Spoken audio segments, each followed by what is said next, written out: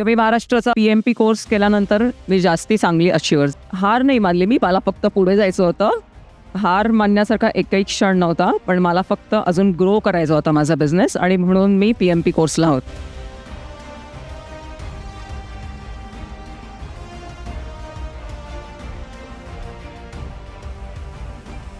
आमचं जेव्हा कॅनव्हा फ्लायरचं जेव्हा लेक्चर झालं होतं, त्याच्यानंतर मी एक फ्लायर बनवलं होतं आणि माझ्या USचे एक क्लायंट आहेत, त्यांना मी रिक्वेस्ट केली होती की तुम्ही तुमच्या त्या स्टेटसवर पुटअप करा. त्या फ्लायरमध्ये मी असं लिहिलं होतं की 2022 आय थिंक, मला वर्ष नक्की याद नाही आहे, पण त्या वर्षी अनुष्का शर्मानी प्रेग्नन्सीमध्ये शीर्षासन केलं होतं आणि खूप व्हायरल झालं होतं ते.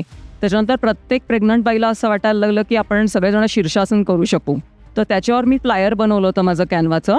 ते पुटअप केलं मी फ्लायर आणि त्याच्यानंतर माझ्याकडे 4 इन्क्वायरीज आल्या, त्यातल्या 2 जॉईन झाल्या मला, आणि आता अजून माझ्याकडे 3 इन्क्वायरीज आहेत आणि त्यातले 3 न्यूयॉर्कच्या आहेत आणि 1 कॅनडाची. हार नाही मानली मी, मला फक्त पुढे जायचं होतं. हार मानण्यासारखा एकही क्षण नव्हता, पण मला फक्त अजून ग्रो करायचा होता माझा बिझनेस, आणि म्हणून मी PMP कोर्सला होते.